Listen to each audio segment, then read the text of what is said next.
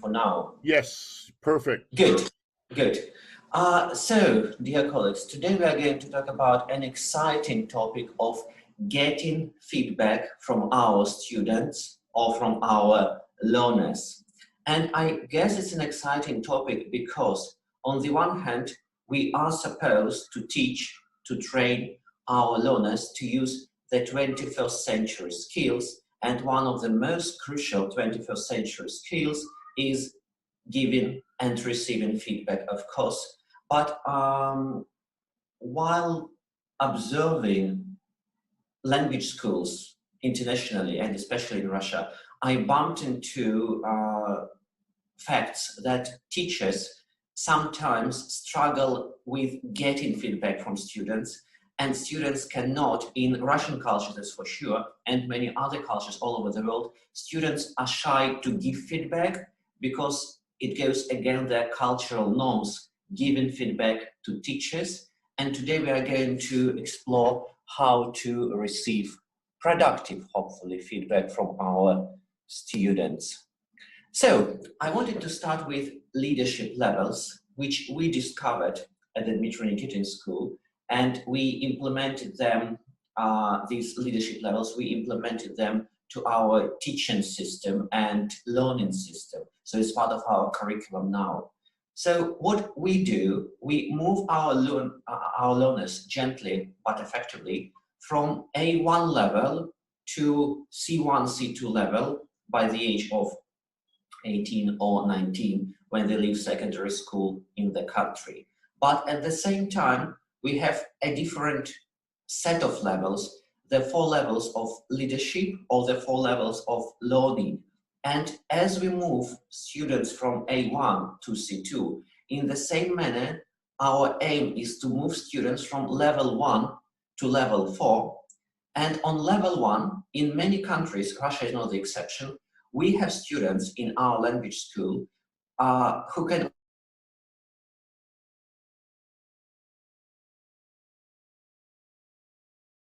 that was rude. They can only follow clear instructions, and it's somehow the result of them being part of secondary school system where they're told what to do, and sometimes it's cultural. The second level of learning and leadership is being able to give some productive feedback. So I think our big aim as teachers to train our students to give some productive feedback and to help our teachers, our colleagues, being able to receive this productive feedback. And ideally, Dmitry, hate to interrupt you, but for some reason the share screen stopped. So if you can, it's not showing the slides. Sorry. No problem. Start broadcast, yeah. Something went wrong. Yeah, that's okay. Good. Can you see it now? Hang on, it's loading. Give it a second.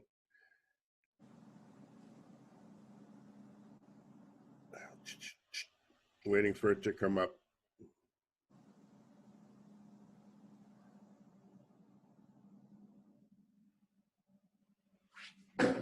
No, it's not coming up. Ah, there it was. Okay, you had it for a second. It's back now, yeah? Yep, leadership levels. That's what I'm on right here. Good. Okay, great. Thanks. So what we do, we move our students from following instructions to giving productive feedback to working in teams to being able to suggest their own tasks and ideas.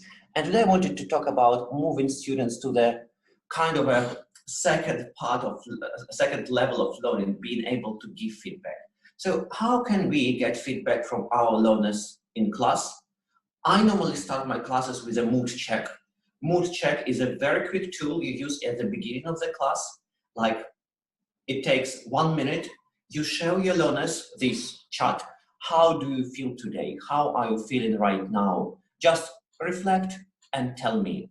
And using this chart, you know that's how students feel at the beginning of the lesson, which gives you crucial information on your teaching.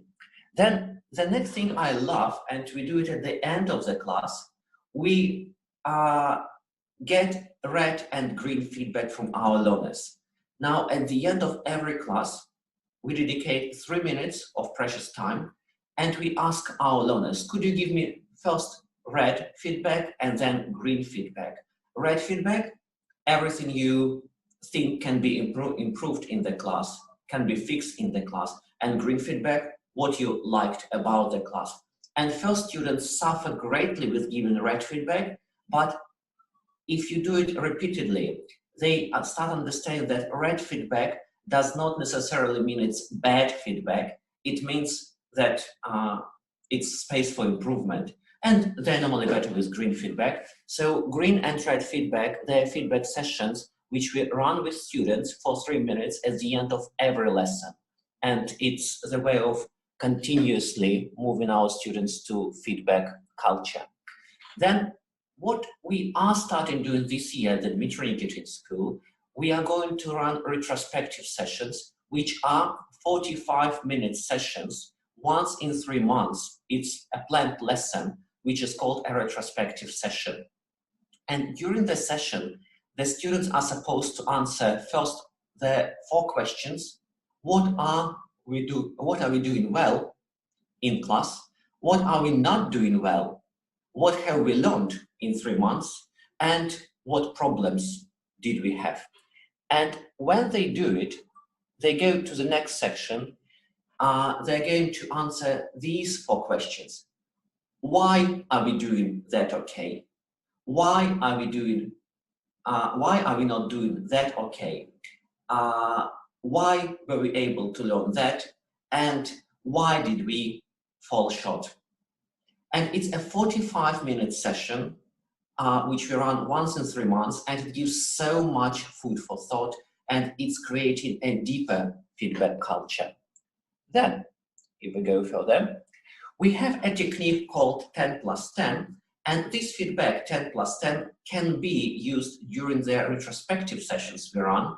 You ask students to run 10 things that they particularly liked about the class, or 10 things they think that need fixing.